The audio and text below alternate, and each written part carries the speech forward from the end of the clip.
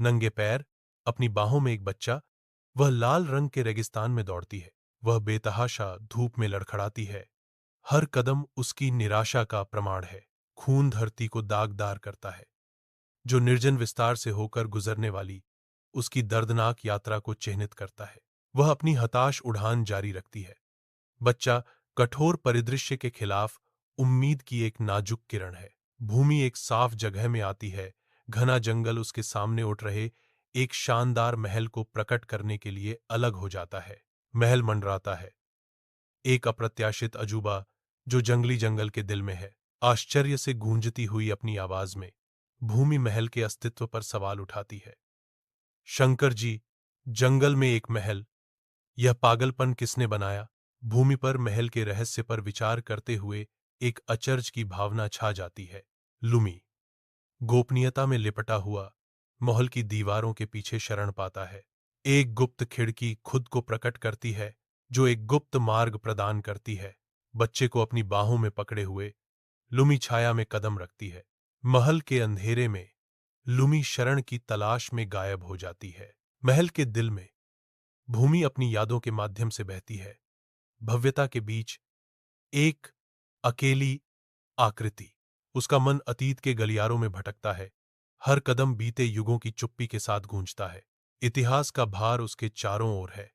महल की दीवारों के भीतर अंकित कहानियों का मूक प्रमाण। हर छाया रहस्य फुसफुसाती है और हर कोने में भूले हुए पलों का एक टुकड़ा होता है। भूमि अभी भी बनी हुई है।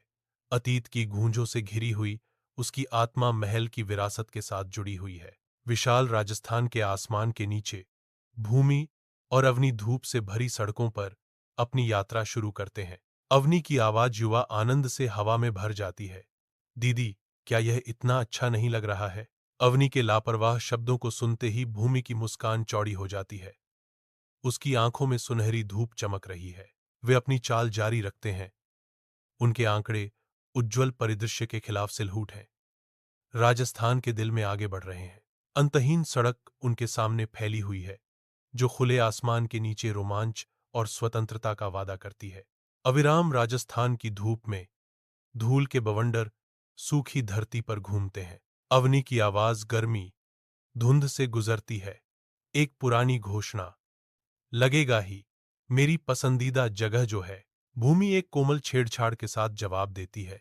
उसके शब्द शांति में गूंजते हैं। इसैली, आप हर छुट्टी में यहां आती हैं। सड़क अंतहीन रूप से फैली हुई है जो रोमांच और रेगिस्तानी परिदृश्य की स्पष्ट सुंदरता दोनों का वादा करती है। अविरत धूप के नीचे सूखी राजस्थान की सड़कों पर धूल के बवंडर घूमते हैं क्योंकि अवनी और भूमि अपनी यात्रा शुरू करते हैं। अवनी का लहजा तीखा हो जाता है क्योंकि वह जवाब देती है, हाँ, और इस बार मैं तुम्हें साथ लाई थी, लेकिन तुम यहां हो, मुश्किल बन रही हो। भूमि जवाब देती है। उसकी आवाज व्यंग्य से भरी हुई है। हाँ, क्योंकि मैं आज से पहले कभी अकेली बाहर नहीं गई। क्या गई हूं? असहनीय गर्मी डामर के ऊपर चमकती है जो उनके बढ़ते तनाव की मूक गवाह है। धूल शैतान बैक्ट धरती पर अपने नृत्य को जारी रखते हैं जो कार के अंदर घूमती भावनाओं को दर्शाता है। लंबी सीधी सड़क उनके सामने अंतहीन रूप से फैली हुई है जो अनकहे शब्दों और सुलगते असंतोष से भरी हुई है। चिलचिलाती राजस्थान की धूप में अवनी दृढ़ संकल्प और स्नेह के मिश्रण के साथ कहती है, तो इसे अभी सीखो। वैसे भी तुम अब 18 साल की हो रही हो। कथावाचक की आवाज हवा में गूंजती है, भावुक और आमंत्रित। आज मैं आपको अपने सबसे खास स्थान पर ले जाऊंगा जहां मुझे सबसे बड़ी खुशी मिलती है। एक गहरा विचार उभरता है मन में, और जहां आज तुम्हें दुख मिलेगा तब लता जान जाएगी कि अवनी के साथ पंगा लेना कितना भारी पड़ता है। राजस्थान की सड़कों पर तेज धूप पड़ती है। रेत के ऊपर गर्मी चमकती है। भूमि धीरे से अवनी का हाथ थामती है। उनका संबंध भीड़ की न्यायपूर्ण आंखों के विपरीत है। सड़क पर एक स्पष्ट तनाव है। हवा अनकहे आलोचनाओं से भरी हुई है। Avni's eyes widen, sensing the hostility. ये कौन सी जगह है और सब हमें घूर क्यों रहे हैं? असंख्य आंखों का भार उन पर पड़ता है जिससे हर कदम एक चुनौती बन जाता है। कुख्यात सड़क फैली हुई है। इमारतें लंबी छाया डाल रही हैं। धूप बेतरतीब सड़क पर पड़ती है जो अनकही कहानियों से भरी है। अवनी आगे बढ़ती है, सिर ऊंचा करके आगे के रास्ते पर ध्यान केंद्रित करती है। अवनी की आवाज भारी हवा में गूंजती है। उनकी बातों पर ध्यान मत दो और बस चलते रहो। आवनी का दृढ़ संकल्प विशाल इमारतों की पृष्ठभूमि में मजबूत होता है। वेश्यालय के कमरे में अंधेरा छाया हुआ है, जैसे एक आदमी दो आकृतियों को रसातल में ले जाता है। एक अकेली महिला झूले पर बैठी है, उसका लयबद्ध चबाना एक सम्मोहक नृत्य है।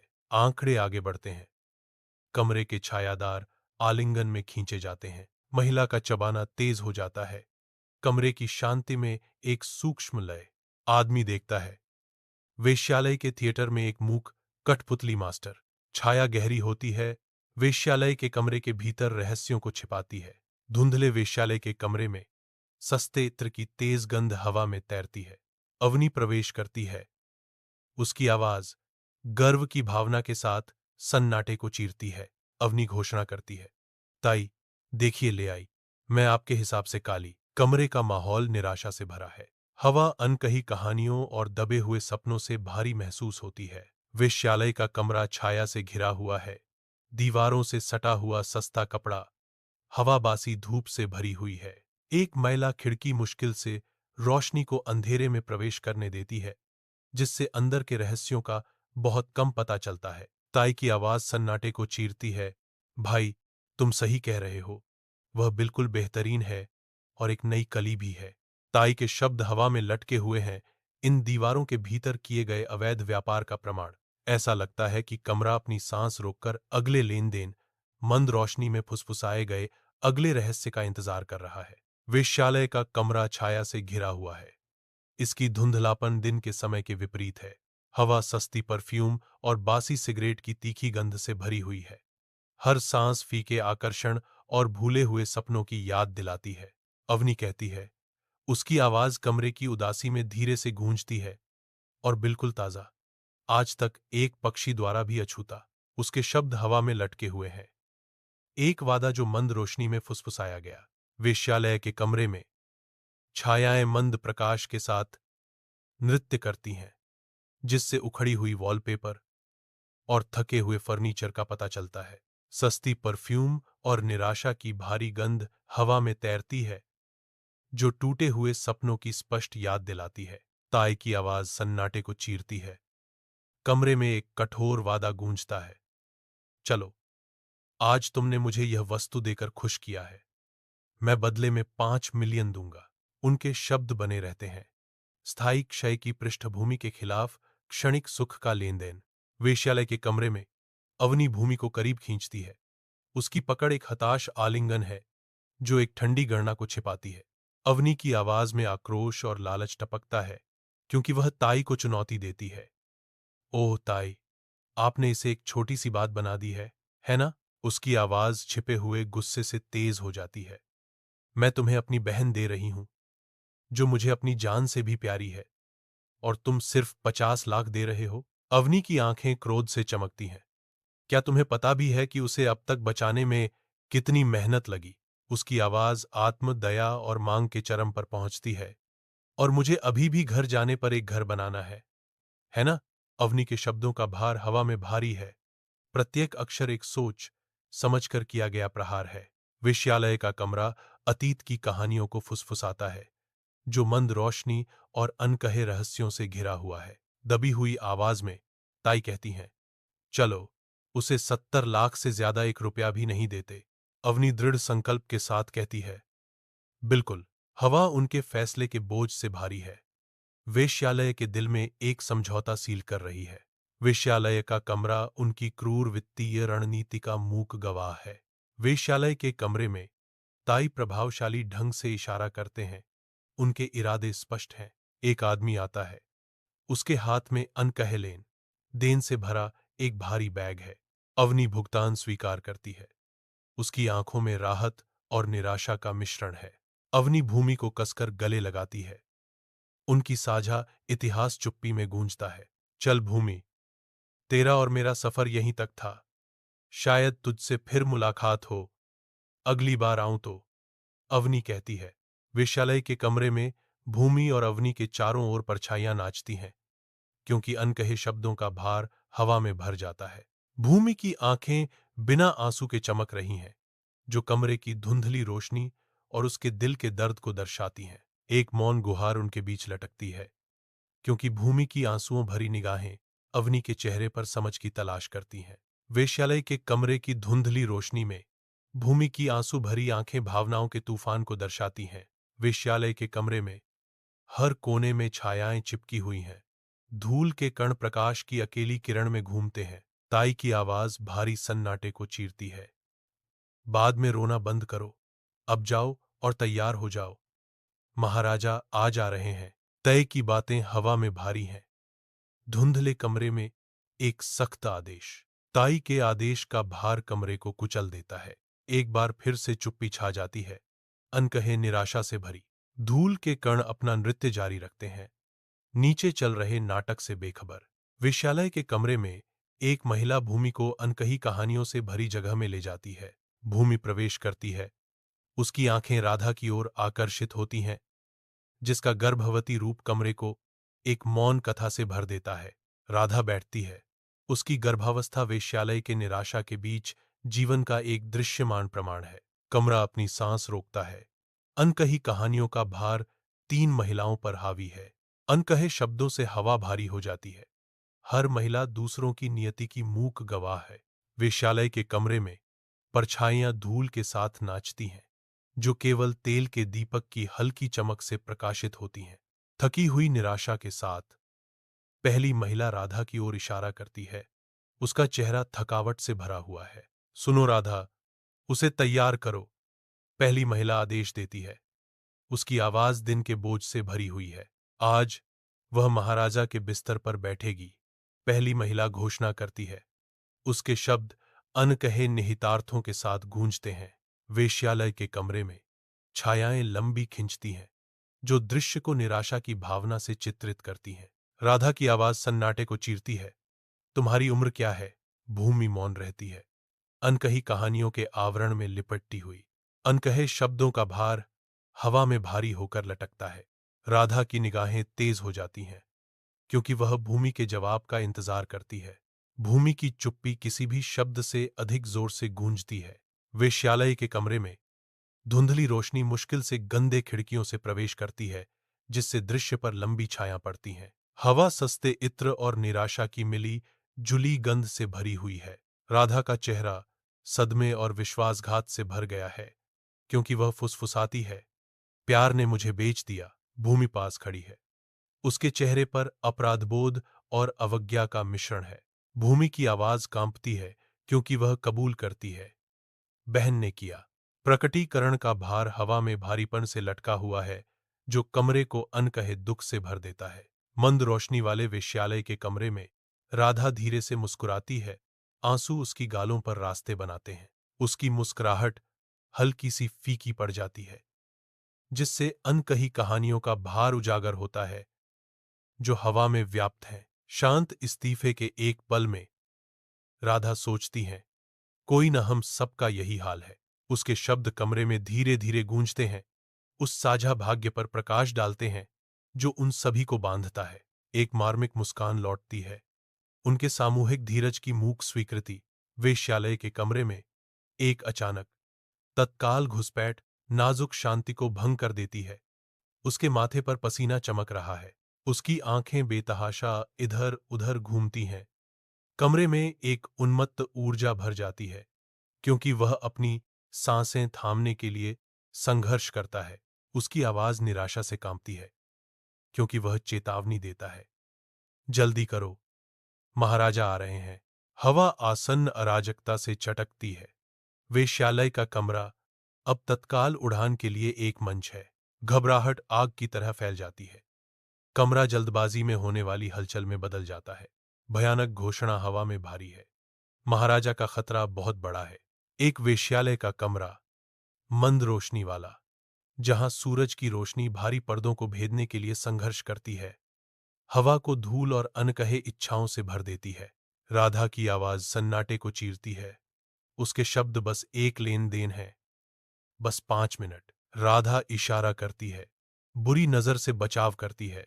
उसका भाव क्षणिक रूप से कोमल है।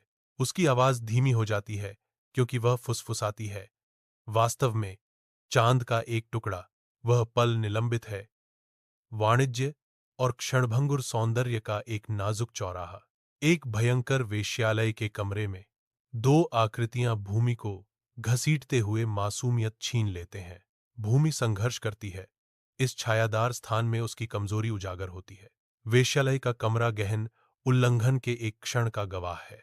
हर कदम उसकी कैद की आजादी और क्रूर वास्तविकता के नुकसान की गूंज करता है। तेज निर्दयी दिन का प्रकाश कमरे में प्रवेश करता है, लंबी छायाएं डालता है। एक फ्लैशबैक में भूमि एक वेश्यालय के कमरे में खड़ी है, समय अपने शानदार क्षय में निलंबित। एक लड़का शाही पोशाक में सजे शराब का सेवन करता है। उसका युवा चेहरा अलंकृत सेटिंग से घिरा हुआ है। कमरा फीके वैभव की भावना पैदा करता है। अतीत के वेश्यालय के कमरे में ताई एक गंभीर घोषणा के साथ अनुष्ठान शुरू करती है। हुजूर सूरी करे। आदमी ताई के शब्दों को आत्मसात करता है। उसका चेहरा संयमित प्रत्याशा का मुखौटा है, सहमति में सिर हिलाता है। संगीत हवा में भर जाता है, समारोह की शुरुआत का संकेत देता है। कमरा बदल जाता है। ताई का चेहरा आंशिक रूप से छाया हुआ है। उसकी आंखें चमक रही हैं क्योंकि वह आदमी को देखती है। आदमी अपनी आंखें बंद कर लेता है। इंतजार उसके चेहरे पर अंकित होता है क्योंकि वह इंतजार करता है। संगीत तेज होता है, उनके चारों ओर घूमता है क्योंकि वेश्यालय का कमरा अनकहे इच्छाओं का मंच बन जाता है। वेश्यालय के कमरे में ताई खड़ी है, उसका चेहरा चालाकी से भरा हुआ है।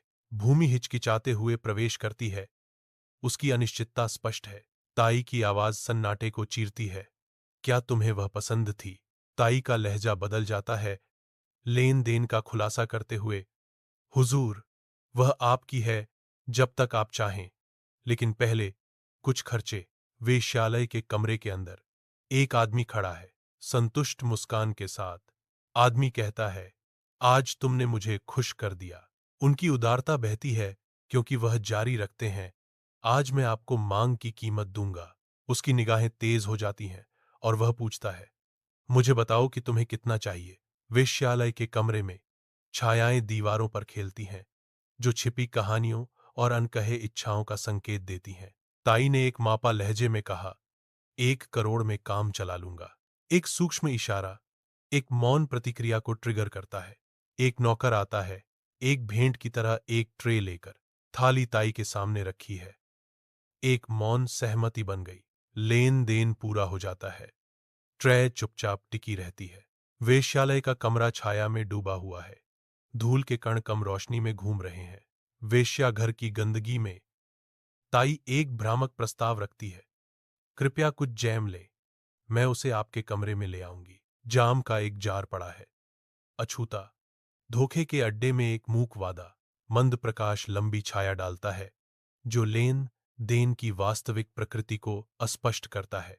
कमरा इंतजार करता है, अनकही इरादों से भरा हुआ। तई जशे वेश्यालय के कमरे में प्रवेश करता है, यह नहीं जानते कि क्या अराजकता होने वाली है। खबर आती है, राधा और भूमि गायब हो गई हैं, जिससे नियंत्रण का भ्रम टूट गया है। प्रकटीकरण ताई जशे को प्रभावित करता है, जिससे क्रोध की बाढ़ आ जाती है। ताई जशे क्रोधित होती है, उसकी दुनिया पागलपन में घूम रही है। वेश्यालय का कमरा ताई जशे के गुस्से में उतरने का मंच बन जाता है। ताई जशे पलायन से ग्रस्त है, उसका मन सैनिटी के किनारे पर डगमगा रहा है। मंद रोशनी वेश्यालय के कमरे में प्रवेश करती है, जिससे लंबी छायाएं पड़ती हैं क्योंकि अराजकता फैलती है। घबराहट वेश्यालय को अभिभूत कर देती है क्योंकि संरक्षक और कर्मचारी दोनों ही भागने के लिए बेतहाशा संघर्ष करते हैं। ताई चिल्लाती है, ध्रुव, उन्हें कहीं जाने नहीं चाहिए, वरना आज तुम सबकी लाश निकलेगी। उनके शब्द हवा में भारी पड़ते हैं। उन्माद के बीच एक भयावह खतरा। जंगल के दमनकारी आवरण के नीचे भूमि और राधा भाग जाते हैं। चांदनी उनके चारों ओर एक अजीब छाया चित्रित करती है। पत्तियों की हर सरसराहट, हर जानवर की चीख उनके आतंक को बढ़ाती है, उन्हें रात के दिल में और गहरा ले जाती है। भूमि हालांकि युवा है, आशा की एक नाजुक किरण प्रदान करती है। दीदी, हिम्मत रखो। भूमि की आवाज निराशा से कांपती है।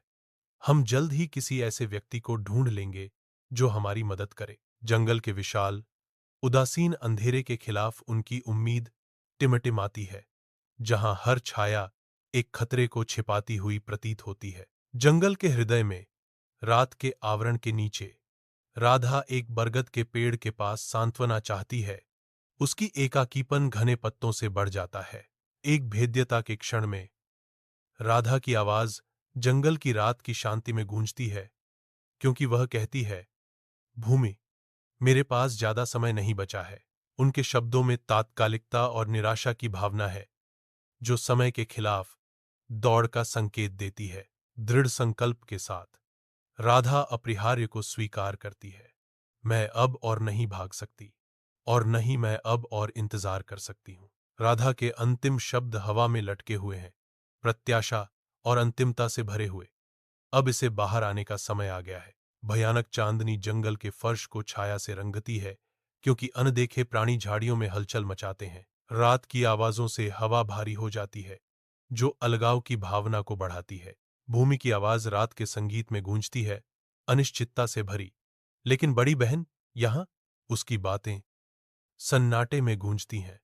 एक सवाल नम हवा में अनुत्तरित लटका हुआ है। भयानक चांदनी जंगल के फर्श पर लंबी छाया डालती है, जो आशंका का दृश्य चित्रित करती है। राधा बुरी तरह से लड़ती है। उसकी आवाज एक क्रूर हाथ से दब जाती है। उसकी दबी हुई बातें रात में गूंजी, हाँ, और यही बस तुम मेरे मुंह पर हाथ रखो, ताकि मेरी चिल्लाने की आवाज उन लोगों को सुनाई न दे। जंगल देखता है, उदासीन, जैसे राधा का संघर्ष तेज होता है। जंगल की रात के दिल में भूमि के स्थिर हाथ दुनिया में एक नया जीवन लाते हैं। जंगल की हवा एक बच्चे के पहले रोने की आवाज से गूंजती है। राधा नवजात शिशु को गोद में लेती है। भूमि की ओर कोमल दृष्टि से देखते हुए उसे अपना स्तन अर्पित करती है। नवजात शिशु राधा से चिपक जाता है, जो पोषण और प्रेम का मूक वादा है। भूमि देखती है, उसकी आंखों में राहत और गहरी भावना का मिश्रण झलकता है। जंगल के दिल में राधा हाँफती है, अपनी थकी हुई बाहों में नवजात शिशु को पकड़े हुए। आदिम दृढ़ संकल्प के साथ राधा केवल अपने दांतों का उपयोग करके गर्भनाल काटती है। राधा भूमि से नजरें मिलाती है, उसे एक पवित्र प्रतिज्ञा सौंपती है। यह आज से तुम्हारी जिम्मेदारी है। तुम आज से इसकी मां हो, और यह तुम्हारी बेटी है। इसे कभी जाने मत देना। राधा भूमि से विनती करती है, उसकी आवाज में आग्रह गूंजता है। उसे अपनी बहन का विश्वास समझो, जिसकी तुम्हें हमेशा रक्षा करनी चाहिए, और मुझसे वादा करो, तुम उसे कभी भी यह सच नहीं बताओगी कि वह तुम्हारी बेटी नहीं है। गहरी गोपनीयता के क्षण में राधा एक धुंधली तस्वीर निकालती है, चेतावनी देती है, और उसे इस आदमी से दूर रखो, वह उसका असली पिता है। राधा की आवाज लालसा से नरम पड़ जाती है, क्योंकि वह कहती है, और हां, मैं भी इस तस्वीर में हूं। इसे तब देखना जब तुम्हें मेरी याद आए। घने जंगल में चांदनी रात में अजीबोगरीब परछाइयां नाचती हैं, जहां हर सरसराहट अदृश्य जीवों की फुसफुसाहट करती है।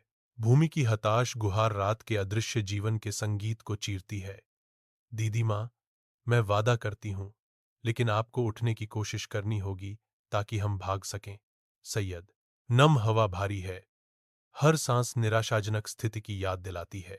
भूमि की आवाज में तात्कालिकता छिपे हुए खतरे को रेखांकित करती है।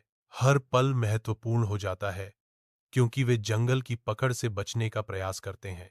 अदृश्य जीवों की आवाजें तनाव को बढ़ाती हैं। हर सरसराहट एक संभावित खतरा है। चांदनी लंबी छायाओं से जंगल के फर्श को रंग देती है, क्योंकि रात अनजाने जीवों की आवाजों के साथ धड़कती है। राधा की आवाज उमस भरी हवा में गूंजती है, नहीं जा सकते। अब मेरा समय आ गया है, और मैं भी सुकून की जिंदगी जीना चाहती हूं। भारी मन से वह विनती करती है, इसलिए मुझे जाने दे, और तू भी जा। मैंने इसे अपना दूध पिला दिया है। एक कोमल फुसफुसाहट में वह कहती है, यह 1 घंटे तक सोती रहेगी। जैसे जंगल अपनी सांस रोक लेता है। जंगल की रात के दिल में राधा की आंखें अनछुए आंसुओं से चमकती हैं। कोमल हाथों से राधा बच्चे को भूमि को सौंपती है। हर स्पर्श में एक मार्मिक विदाई अंकित है। एक कोमल चुंबन बच्चे के माथे को सुशोभित करता है। जंगल के अंधेरे के बीच प्यार और सुरक्षा का एक मौन वादा। राधा भूमि से झुकने के लिए कहती है। उनके रास्ते अलग होने से पहले साझा अंतरंगता का एक क्षण, भूमि के माथे पर एक चुंबन, संरक्षण की एक मूक प्रतिज्ञा जो शब्दों से परे है। राधा फुसफुसाती हैं, भगवान आपको एक सच्चा और बहुत दयालु जीवन साथी दें और वह हमेशा आपकी रक्षा करें। जंगल की रात के आवरण में भूमि के चेहरे पर आंसू बहते हैं जो इस पल के गहरे दुख को दर्शाते हैं। राधा के आंसू भूमि के आंसुओं को दर्शाते हैं। हर बूंद एक मां के दर्द और बलिदान का प्रमाण है। राधा की आवाज कांपती है क्योंकि वह अपनी गुहार लगाती है। जाओ, और अगर तुम्हें मदार मिल जाए। राधा आगे बढ़ती है, उसकी आवाज भावना से कांप रही है। तो अगर हो सके तो मेरी बेटी की मेरे साथ एक तस्वीर याद के तौर पर ले लेना। राधा की आवाज नरम पड़ जाती है, अनकही लालसा से भरी हुई, ताकि अगर उसे कभी सच्चाई का पता चले तो तुम उसे दिखा सको। जंगल की रात उनके साझा दुहक को बढ़ाती है। हर आंसू अंधेरे में एक मौन वादा है। घने जंगल के बीच भूमि बेतहाशा रोती है। वह राधा का हाथ निराशाजनक तीव्रता से पकड़ती है। दुख में बना एक बंधन। रात की छायाएं उनके चारों ओर गहरी होती जाती हैं, जो उनके दिलों में निराशा को दर्शाती हैं। हर सिसक उनकी साझा पीड़ा का भार प्रतिध्वनित करती है। जंगल की शांति में हानि का एक संगीत, फीकी चांदनी में जो चंदवा से छनकर आ रही थी। उनके आकार दुख के साये थे। उनके गुंथे हुए हाथ भारी अंधेरे में एक जीवन रेखा है। सांत्वना का एक मौन वादा। जंगल की रात के हृदय में राधा की आवाज अंधेरे को चीरती है, जो निराशा और डर से भरी है। भूमि उठती है, उसकी आंखें राधा से मिलती हैं। उनके बीच सुरक्षा और बलिदान का एक मौन वादा होता है। भूमि राधा के करीब झुकती है। राधा के माथे पर एक कोमल चुंबन जो उनके बंधन को प्यार और अनकहे अलविदा के साथ सील करता है। कांपते हाथों से भूमि बच्चे को राधा को सौंपती है, जो आसन्न विनाश के बीच आशा का एक अनमोल बंडल है। राधा अपने बच्चे को देखती है, उसकी आंसुओं से भरी आंखों में प्यार और दुहक का सागर झलकता है। उस नाजुक जीवन को गले लगाती है जिसकी उसे रक्षा करनी चाहिए। प्यार के अंतिम कार्य में राधा अपने बच्चे की गर्दन के चारों ओर एक लॉकेट रखती है, जो विरासत का प्रतीक है और भविष्य की आशा की किरण है। रात के आवरण में भूमि की निराशा भरी उड़ान जंगल में गूंजती है। घने पत्ते उसे धुंधला कर देते हैं क्योंकि वह दूर भागती है। उसकी सांस उखड़ी हुई हांफों में फंस जाती है। उसके हर कदम को पीछे छोड़ी गई चीजों का बोझ सताता है। राधा शांत रहती है, उसकी आंखें धीरे धीरे बंद हो जाती हैं क्योंकि भागने की आवाजें फीकी पड़ जाती हैं। शांत बाद में राधा का चेहरा जटिल भावनाओं का एक कैनवास है। अंधेरा छा जाता है, जंगल और उसमें छिपे रहस्यों को निगल जाता है। भूमि वापस आती है, लड़की को कसकर पकड़े हुए। उसके चेहरे पर आंसू बह रहे हैं क्योंकि वर्तमान का भार नीचे गिरता है। एक भयानक दहाड़ सन्नाटे को चीर देती है और भूमि का दिल पाताल में डूब जाता है। कांपते हाथों से भूमि धीरे धीरे पर्दा हटाती है, उसकी सांस गले में अटक जाती है। आगे का दृश्य इतना भयावह है कि भूमि की चीख हवा में गूंजती है। अंधेरा उसे अपना बना लेता है क्योंकि भूमि बेहोश हो जाती है।